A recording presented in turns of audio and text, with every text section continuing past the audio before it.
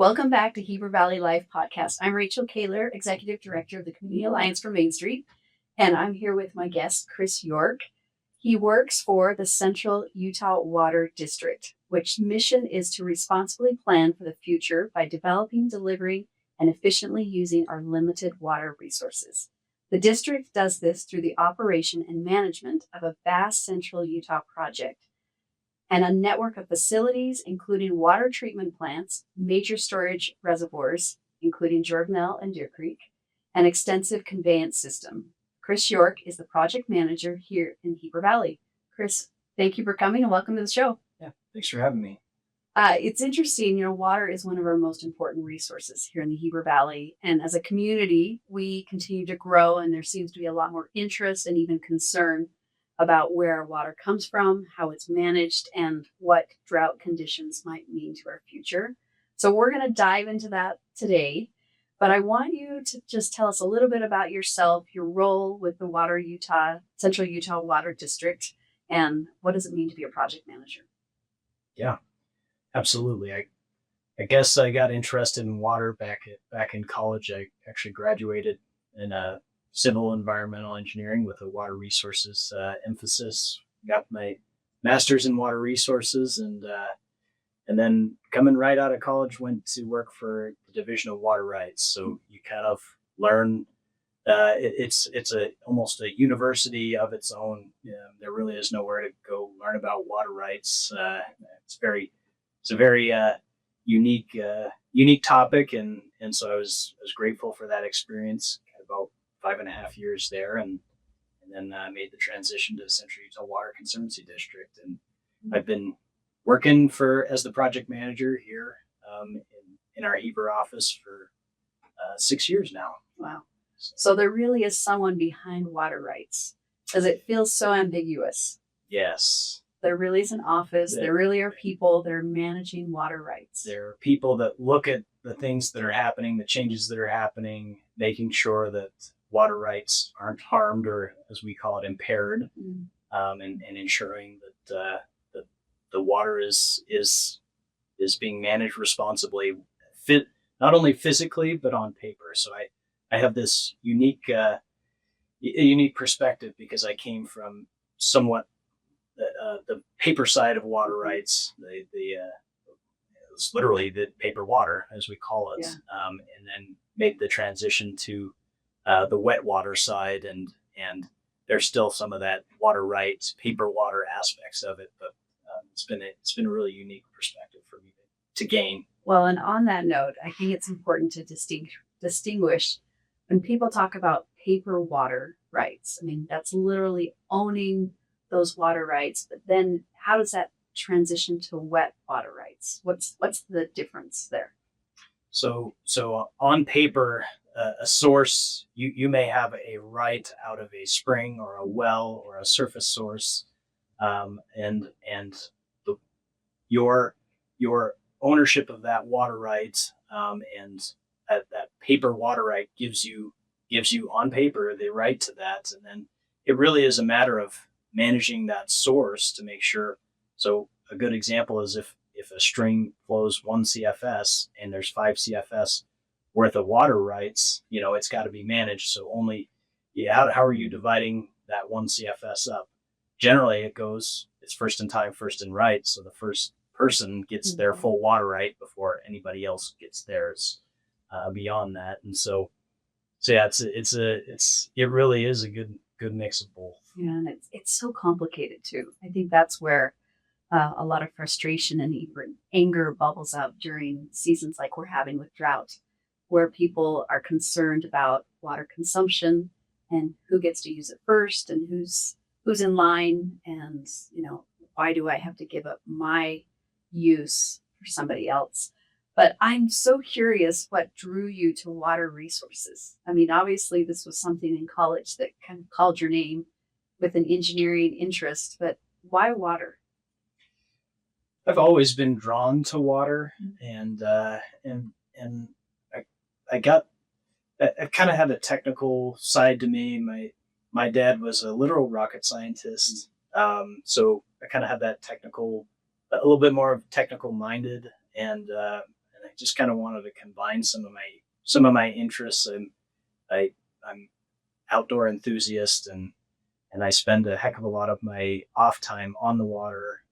Fishing is one of my passions, and so just as I was kind of pursuing those passions, I thought, what can I do to kind of further utilize my technical mind and combine that with my interests and kind of marry the two. And this is kind of the path that natural path. Yeah. So I love it. It's interesting when you find people that really go after a passion and make it their everyday.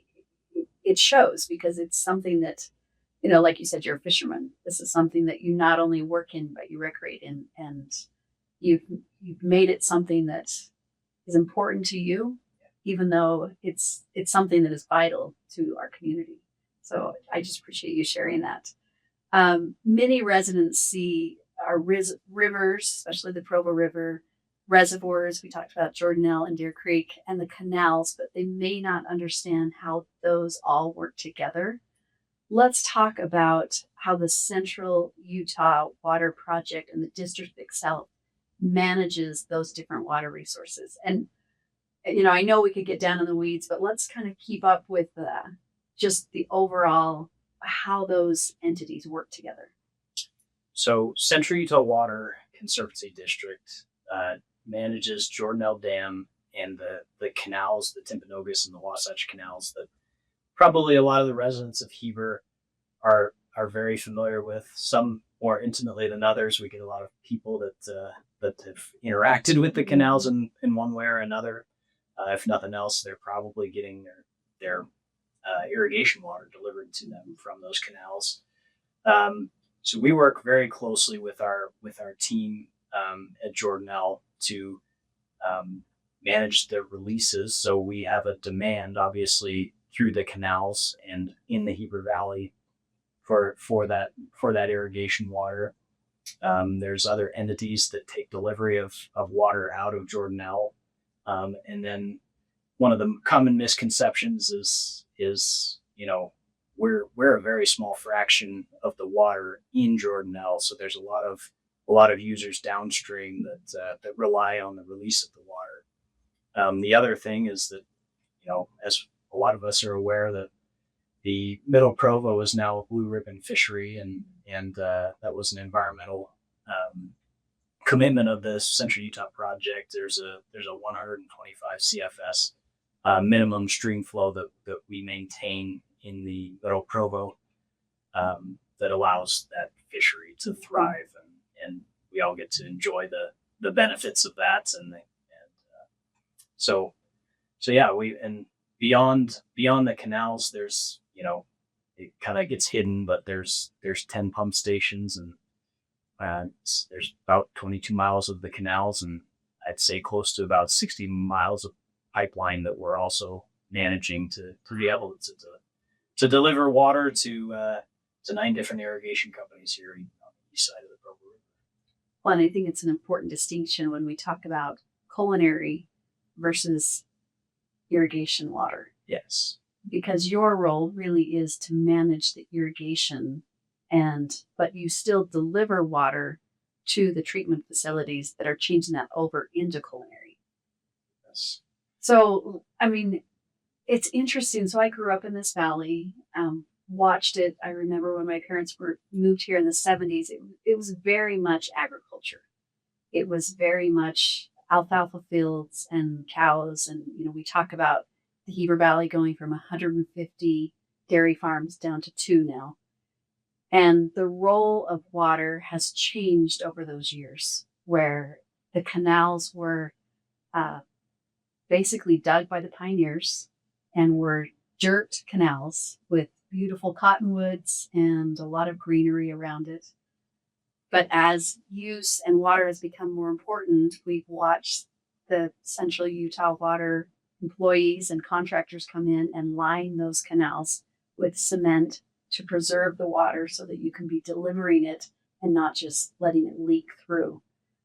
So let's talk about how that changeover has happened and why it's so important that people understand and what you're doing to protect the water and that transfer of water?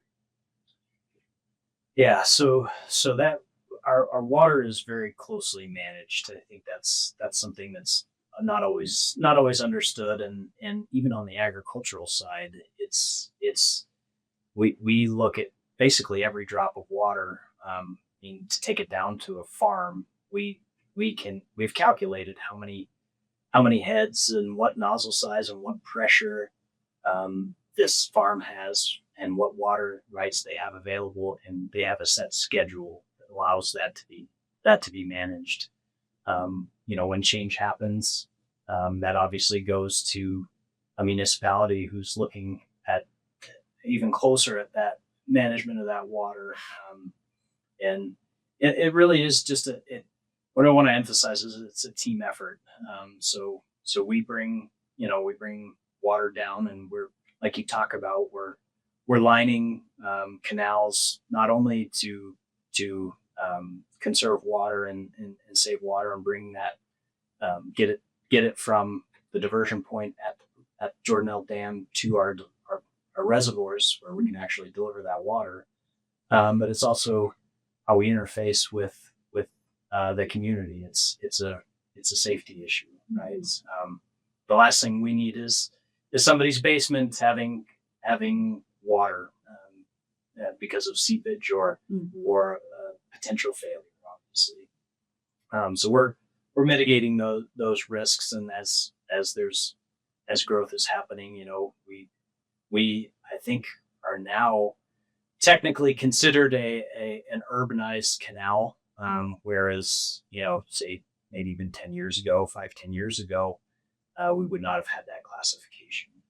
So there's a lot more encroachments on the canals, and as most people are aware, and so we generally were proactively lining canals, getting out ahead of developments. I think development has caught up and surpassed our ability to line those canals, and so now we're reacting to development a little bit. It's so fascinating. I want to focus on the Jordanelle Reservoir. So that reservoir, the year I graduated from high school is the year it started in construction, 1991. It was planned well in advance of that. I mean, when you start seeing the construction, it's gone through maybe 2 decades of planning. And even to look back at Deer Creek and the reservoir and the planning, and they just finished a major renovation and improvement to the Deer Creek system. Jordanelle Reservoir was built to improve water storage in the Wasatch Back for Utah County. And it's interesting to me that in the 70s and 80s, when it was originally discussed, I don't think anyone could have imagined the growth that we're seeing in the Heber Valley now. And yet, you look at the Jordanelle Reservoir, I actually remember when it was first being built, thinking it was such an odd place because it's kind of a skinny area. And in my mind, Deer Creek is kind of round and open, and yet the Jordanelle has a lot of legs. And yet it's an important, and I would even say vital, part of the storage system that we now see within the district. Can you just talk about how that reservoir came to be and why it's an important part of the storage facility that we have? You and I talked earlier that it may be one of the last storage facilities that we see because of just the hurdles that it takes to build something like that. Yeah. So Jordanelle was part of the Central Utah project, and it is critical to the current state of the Wasatch Back. As you mentioned, as we talked about earlier, water rights are first in time, first in right, and people that settled in the Wasatch Front generally had first rights to Provo River water. Now, the Heber Valley played a critical role in that because before Jordanelle existed, Heber actually acted as a reservoir for those folks.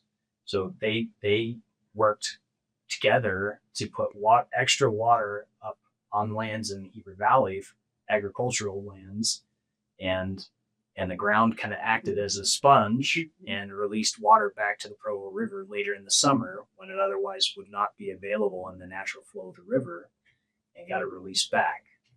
And so Jordanelle. So let me hit on that. North Fields, we hear a lot about it being a Class A aquifer.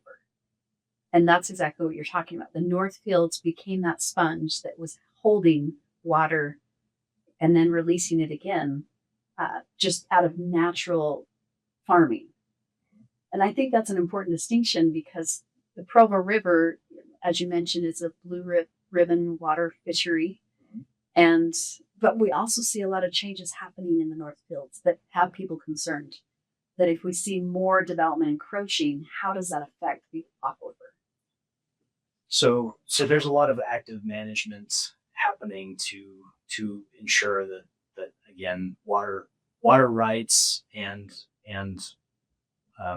some of our resources aren't impaired. So when Jordanelle Dam actually was built, Central Utah Water has an agreement with Northfields Irrigation. They get delivered 2,480 acre feet of mitigation water to mitigate some things that happened, some changes that happened, and so part of the project, part of the reason that Central Utah Water exists in the Heber Valley is to mitigate groundwater impacts and other things. So we talk about lining. There's the positive part of lining, which is being able to get water more efficiently from point A to point B.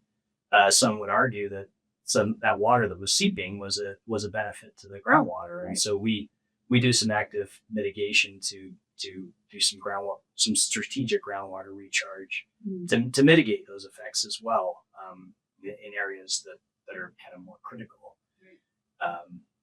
But I think it's just generally important to understand the Jordanelle Dam as a whole, as part of the Central Utah project, and our project here in Heber that delivers that. A lot of that water was flood irrigation.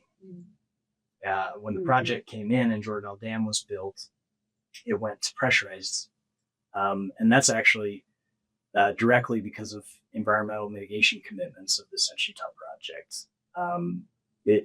There had to be a replacement supply of water for Daniel and some other environmental mitigations in the valley before the Central Utah project could move forward. So Central Utah Water's involvement in Heber City, or the Wasatch Back, the valley here, allowed that to kind of proceed. Otherwise, we may not have Jordanelle Dam.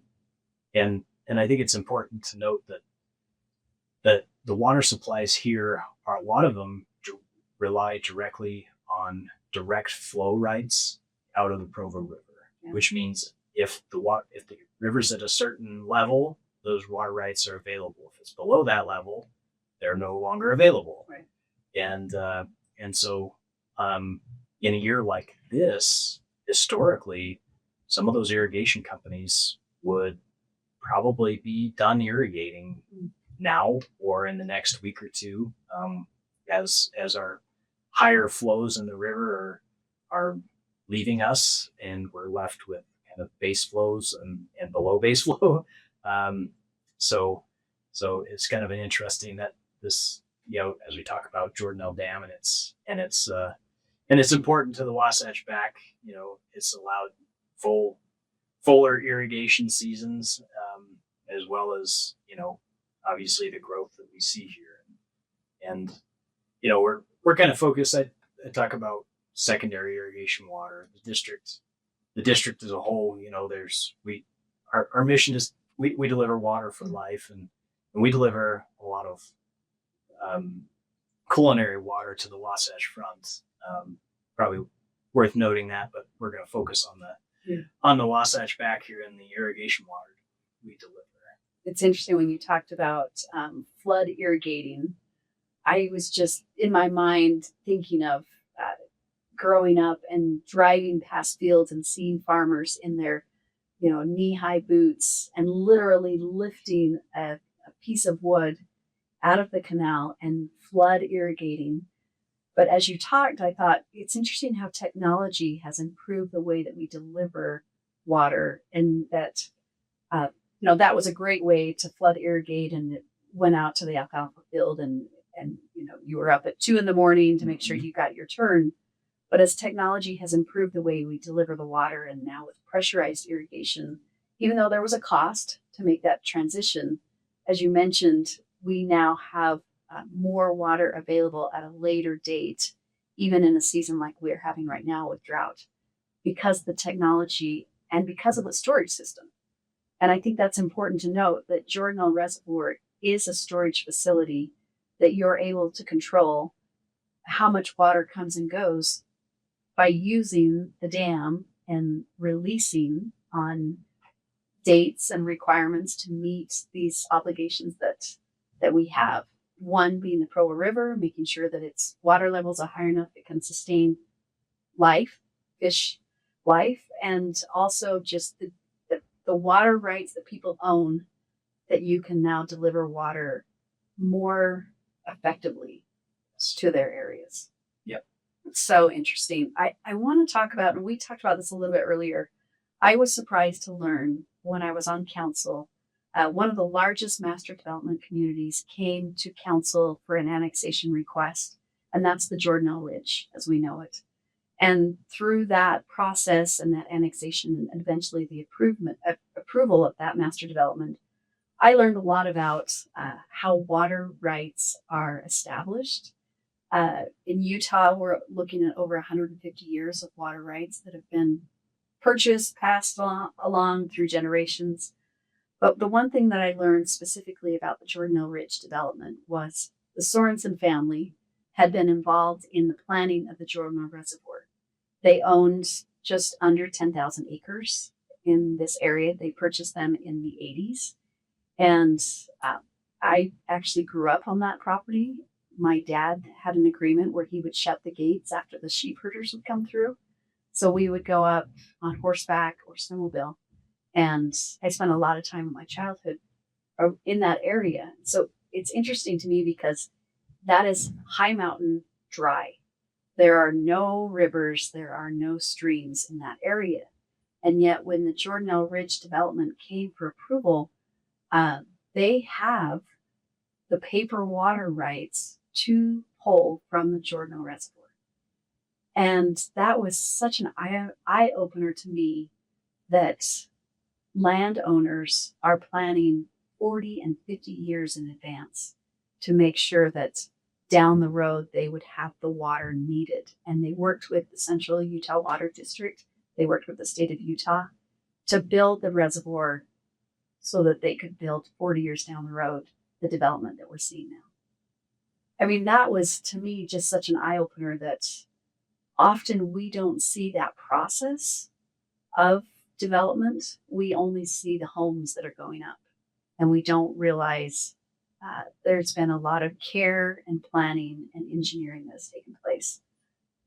So with that, I'm just curious, is there anything that we should add additionally to that people might not understand about development rights and how that ties in with the water distribution? Yeah, so I think a lot of us are accustomed or used to seeing, agricultural fields, that we're seeing a heck of a lot of within Heber City and just Wasatch County in general and across the state. I mean, if you drive anywhere in the state, you just see massive changes. The general model is that, agricultural field gets swallowed up by, single family homes, or sometimes higher density or some kind of developments. And so that makes sense. I think a lot intuitively, we all see that, okay, there used to be water associated with this piece of ground, and it's now, it changed from agricultural to a residential or municipal usage. Just by our rough calculations, I generally think, a 20-acre field that turns into quarter-acre lots is generally about a wash in terms of water usage. So some of that, instead of being all outdoor some of that is now being used indoor. Once you get into some higher density or maybe some larger lots, it's maybe not always a 1-for-1. There may be some additional water that's necessary, but it's pretty incredible. It was eye-opening the last few years to see how, I guess a few years is 6 years that I've worked at the district. It feels like a few years, but to see the incredible planning that has gone on, and this is at the individual level. We've been in meetings at Century Utah Water that we're now planning for 100 years into the future. Right. And that's kind of hard to wrap your head around, but some of these folks have been building a water portfolio for some time, and it's amazing foresight that some of these folks had to see that there could be a demand for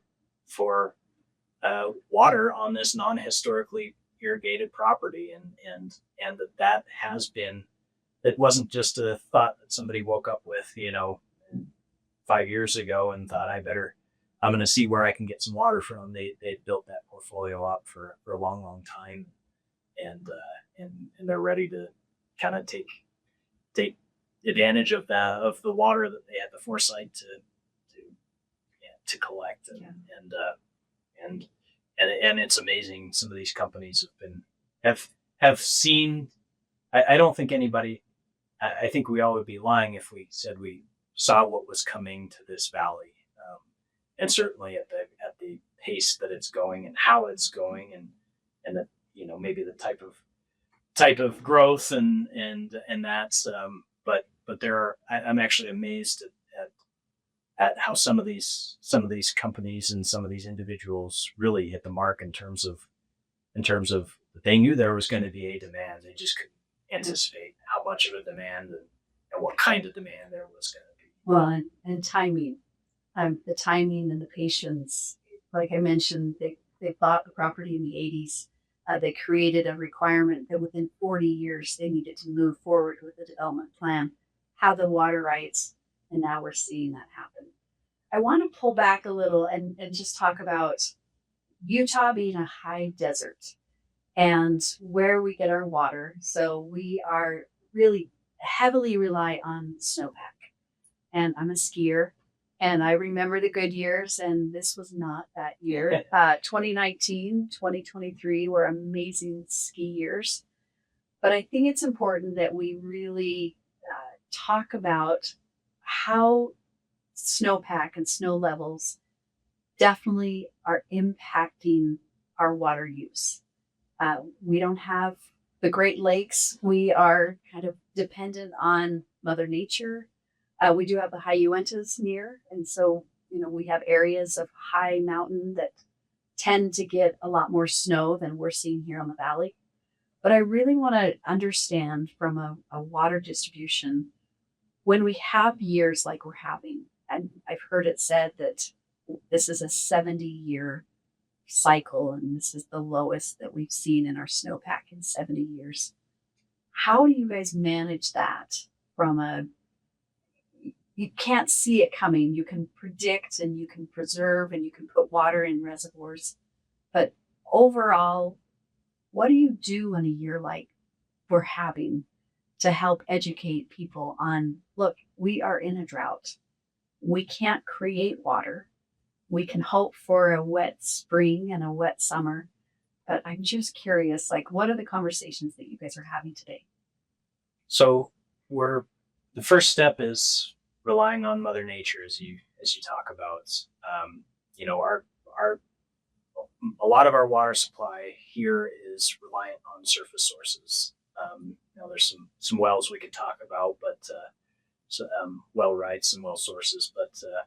But from Century Utah Water and a lot of people's perspective, we rely heavily on surface runoff.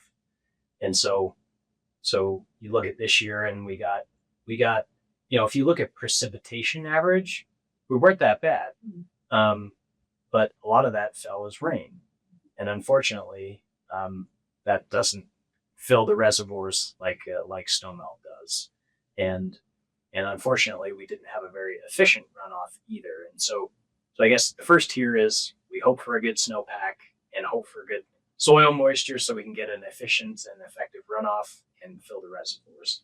Well, we all know that didn't happen, and so it comes down to, okay, what runoff there is, we need to first of all capture that, and then once we have it and we've stored it, we need to make sure that we deliver it effectively. So we've been writing. I'll say the district did a great job of writing.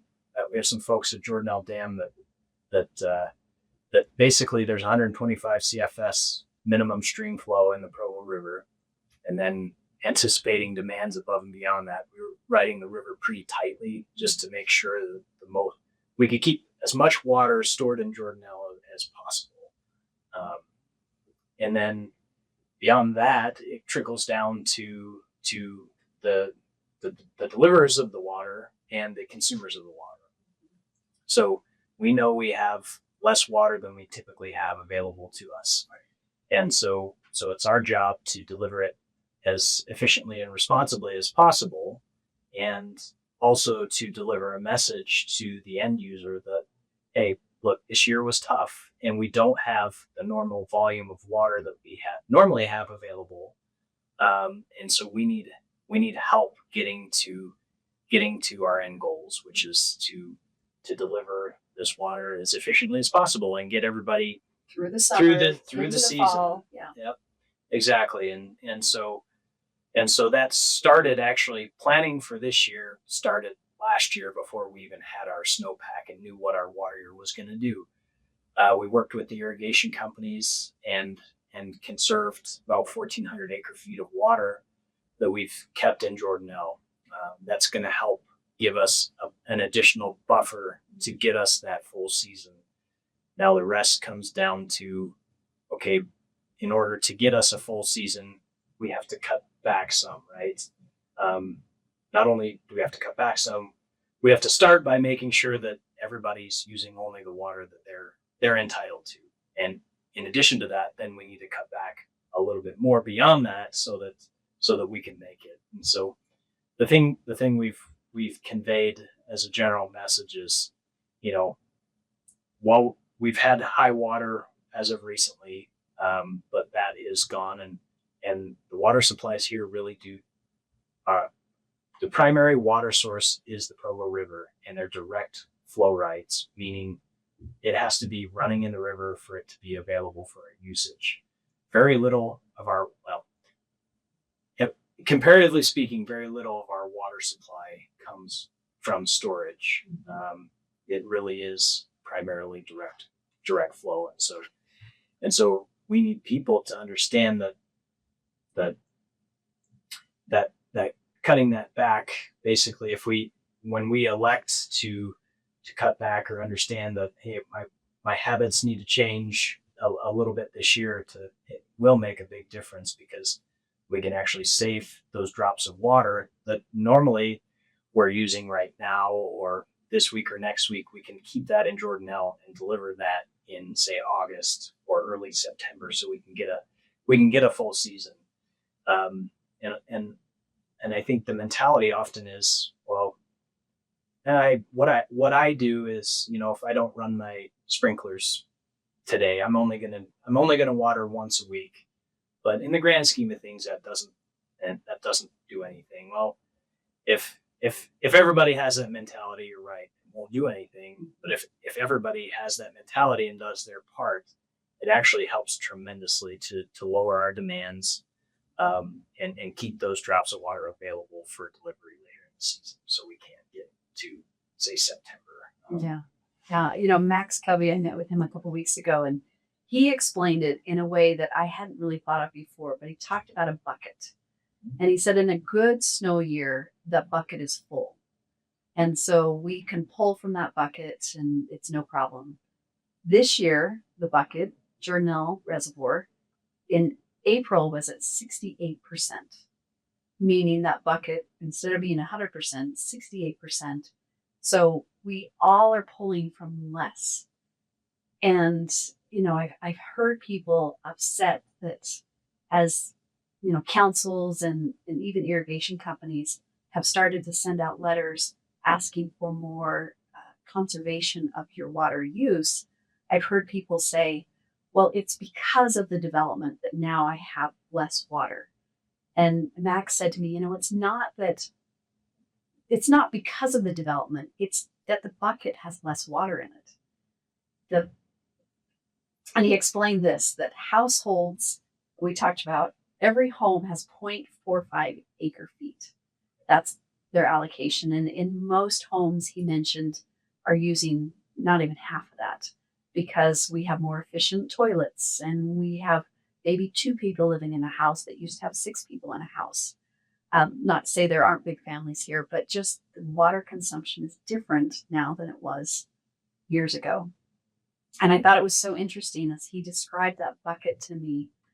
And I thought about, when you get to the bottom of the toilet paper roll, there's going to be less, so you try to conserve. And yet we get so much pushback when the irrigation company sends a letter. Twin Creeks earlier this year sent a letter of, let's work together in using less so that it goes further. And it made people mad. They just felt like, it's my water, I can use it my way. Instead of recognizing that we're all in this together, we have less in the bucket, we need to try to make sure that we can eke out as much as we can through this season of drought. So it's so interesting, though. It's a tough role that you guys play. You're the good guys in a difficult year, and we always hope next year's going to be better. But what's the long-term forecast? Like, how do you plan for, in a year like this? How do you plan for next year? So as I kind of mentioned, we're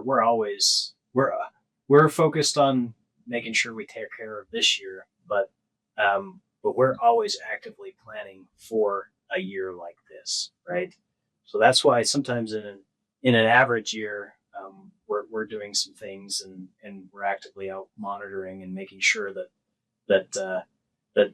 not only do we just deliver what everybody's entitled to, but we also want to make sure that if next year, we could deliver a little bit more, but you could also roll that over into next year, and if we, heaven forbid, we have another year like this, we would be ready for it. And so I think Max's analogy of a bucket of water is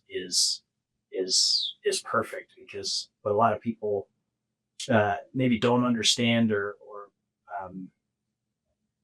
I guess could be further explained is we've got pipes and the canals everywhere, and it's commingled water. It's water that belongs to this irrigation company and that irrigation company, and so it all flows in the same canals and same pipes. And so we really are in this all together. So if somebody's pulling more water than they're entitled to, they're taking that from that bucket of water, that from our system.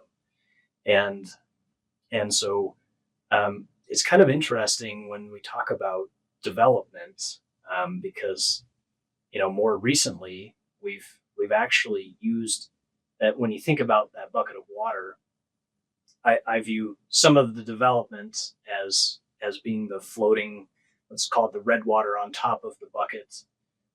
Well, a lot of these developments haven't been built out, or they're not actively taking diversion or delivery of water. And so in some cases, those developments have provided a buffer to the system. Mm-hmm. Where we start to look into the future, we say, okay, that red water floating on top, or that oil in that bucket, there's a greater demand for that now. There's some of those developments that have been sitting on some of those paper water rights are now interested in the wet water. They're wanting to take that delivery, and so some of those water sources or water shares that were buffering the system are now being called for, but not all of them. Yeah. So it's kind of interesting from that perspective, but what it really boils down to is making sure that everybody gets what water they're entitled to, certainly no more, and preferably less if the system demands that it be less than what an average year would produce, which a year like this does call for that we all need to do our part to get to that point. I'm curious, and I know that you manage, the reservoirs and the canals, but can we just touch on the wells? This valley has multiple water sources, and it was fascinating to me when, I met with Max Covey, who is the manager of the Jordanelle Special Service District, as well as the North Village Special Service District, but they also manage Twin Creeks, the Fisher Ranch Treatment Facility, and the Keatley Water Treatment Facility. And it was really eye-opening as he described the county's water treatment facilities and the water resources that we have. So obviously we've talked a lot about Jordanelle Reservoir and really providing for downstream and even going down to Utah County. But I was surprised how Wasatch County in the east area, so Center Creek, Lake Creek area, is dependent on such a small storage facility of small ponds, basically, that are capturing water melt or snow melt that's coming down off of that area. And they were the first to receive their letters asking for conservation. And Max was telling me, we got some angry residents and citizens because they felt like we hadn't done our part to store enough water and foresee kind of this drought season. Is there plans that you know of to expand storage facilities in the area? There's always there are discussions. So Lake Creek Irrigation Company and in discussion with Twin Creeks, and there's some local there's some development that is happening and anticipated to happen, and they've been actually in communication on if there's a piece of ground that they might be able to utilize for some more regulating storage. Mm-hmm. It's a tough task to add more storage to the mix. So generally speaking, we're anticipating that that what we have available is what there is, right? Yeah. Now some of that could be, when you go agricultural to residential, we talk about peaking demands, and so a lot of the systems kick on at night, say 2 p.m. or 2 a.m. or whatever. Right, when people aren't using it. And so those demands have changed drastically. And in 2019, we actually are at the end of the canals. There's 2 regulating ponds that we actually expanded, and we worked with the county and the irrigation companies and our federal partners to expand those based on the demand. And that was a little bit easier because they were existing and they could be expanded. When you talk about addition of new reservoirs, it gets there are some new challenges that present themselves for sure. But and would you say more federal regulations? Is that what kind of makes it more difficult to put in additional reservoirs? Yeah, and acquisition of land. So in our case, when we expanded the reservoirs, we already owned the land where we could expand to. You talk about like Lake Creek Irrigation Company, they would have to find land to be able to build a reservoir on, and then get approvals, and get approvals, and it's gotta they got to be able to deliver the water there and deliver the water from there. So there's a few places that they've kind of looked at, and they've had some discussions with property owners in terms of if it would be a viable option for them to do that there. But in terms of planning, you deal with what you have in the here and now, and we're all anticipating that there's going to be future demands, and do what we can to project those and you make smart decisions now for X number of years in the future. Well, and this has come to mind when we don't see the surface water levels at levels that we're comfortable with. What is that doing underground? So what is that doing for underground wells? Are they also suffering because there isn't as much surface water? They certainly can. So it obviously we had less snow melt than and less snowpack this year than we'll just use this year as an example. So everything is taking a deficit now. Now with some of that, less efficient runoff, we're getting less to our surface sources, but that can also mean an inflow to the ground, right? So some of those underground wells may not see as big of an impact like we would for when you're looking at Jordanelle and you see the bathtub ring around it. You may not see the same metaphorical bath ring and for some of the wells here in the valley. So it just depends on the conditions, but certainly it's not always everything's hit the same. But when everything's relying on snow melt, and so when we have less snow melt, it certainly can be felt across the board. Yeah. So Chris, as we wrap up, what are some things that you're talking about at the district that residents should know? What conservation measures are you asking residents to take? What are some of the misconceptions about water conservation that we can address today? So I think as I think back, I think 2021 was our last real comparable year, and we kind of try and think back to some of the lessons learned. One of the big things is putting a consistent message out there. So we've worked with Heber City, we've worked with the Special Service District, we've worked with each individual irrigation companies, and I think there's a consistent message being put out that, look, we're in a tough water year, and everybody, let's do our parts. And one thing that I would say that I saw a lot of in 2021 that we're trying to do a little bit of education on is that, I think the agricultural community gets kind of a negative. There's a negative view because a lot of people see, a wheel line sitting in place for 12 hours and think that, and they can't be doing that this year because it's a bad water year. Well, that's and also school districts and municipalities seem to get a lot of shout outs when they have sprinklers running and it's raining. Yeah. So we've actually got schedules. We've got a whole online system down, like I said, down to the exact amount of gallons per minute that field is putting out, and they're on a very strict schedule. And they're actually taking measures, extending what we call their rotations, so number of days between getting over a field, and actively reducing the amount of water that they're putting out for the year. So doing their part. And then we have the residential side. We're asking, that the municipalities get the message out that, hey, let's take certainly the low hanging fruit. Let's not water when it's windy. Let's not water during the day. Let's be efficient with our water.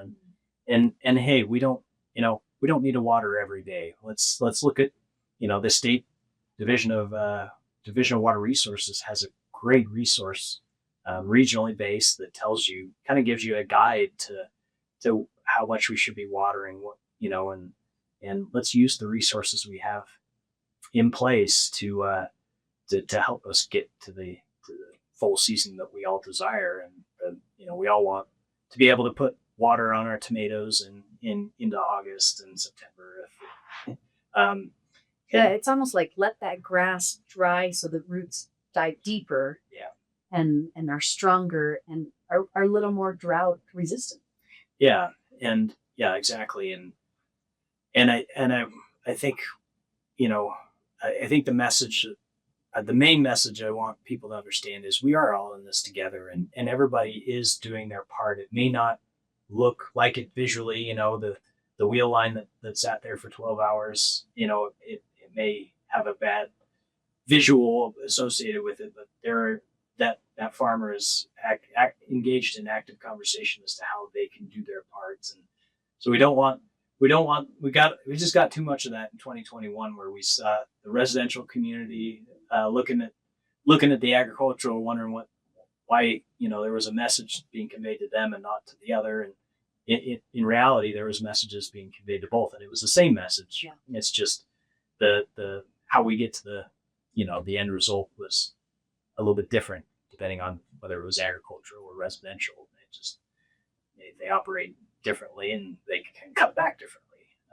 And so I think everybody's doing their parts, and there's a common underlying message, and we're going to get there. I mean, we're going to do everything we can to efficiently deliver this water, and I think everybody, all the water purveyors in the valley are doing their parts, and we've actually seen a decent response already from the community as a whole. We can see it in our demands. We do allocations every week for the river commissioner, so I get to look every week at what water we diverted, what water we delivered, and how they align, and we're making projections. And if we continue on this path, how many days, how many weeks, how many months do we have left in our season? Because the understanding that people need to have is, because we rely so heavily on direct flow rights, and those disappear through the season. So we may get to where only 30% of those rights are available in, say, the early months of August or early weeks of August. That means everything else has to come from storage. Well, we only have a finite amount of storage. And once we lose that storage, effectively the season's over, because we can't rely on 30% of the direct flow rights. So we have to get that storage into August and September to have a full season. And so again, those drops of water that we save and can hold in Jordanelle, or obviously I talk about Jordanelle, it could be Center Creek, could be Lake Creek, or wherever your residence is. Keeping those drops of water as high in the system as possible, so it can be delivered later in the season, is going to be immensely helpful. And the district, Central Utah Water, cuwcd.gov, we've got some great resources on there. We have landscape classes. There's conservation incentives for residential and commercial properties. There's some really cool things on our website that you can go visit to learn more about the water supply, more about where we're at, or about what you can do. The state has resources. Like I said, Division of Water Resources. There's a lot of tools available. And so I encourage people to get involved, do their parts. And if you don't know how to do that or what to do, give somebody a call, visit a website, talk to your secondary provider, talk to your culinary water provider, and there may even be opportunities to grab a rebate on a new toilet, cool smart controller for your irrigation system, or something else. So there's a lot of things we can do. Yeah, Chris, this has been really so fascinating, and I know you're in a lot of meetings, so I so appreciate you giving us this time to really walk through just an understanding of the Central Utah Water District and your role in conservation and our role, and how as users we can make a difference. This has been really fascinating for me. It really reminds me how complex and important the work of managing the water resources in Utah are. While drought really is a reality of living in the Mountain West, it's encouraging to learn that you're planning, you're looking at conservation efforts, but you're also creating partnerships with both the irrigation companies, the municipalities, and the state to better ensure that we have the right mix and right resources for our community. So as we wrap up, what's the website again, just so people can go there if they have questions? So our general website is cuwcd.gov. The local website for Heber in our office to get irrigation tickets and just learn a little bit more about us locally is wcwep.cuwcd.gov. It's a lot of acronyms. But if you can't, if you have questions, feel free to just give us a call, and we can guide you to the right resources as well. Yeah, so fascinating. Well, as we wrap up, I just want to thank you for your time, for the work that you're doing to really make our community better. It's because of people like you, the knowledge that you have, the time that you're putting in, that makes our community really what it is.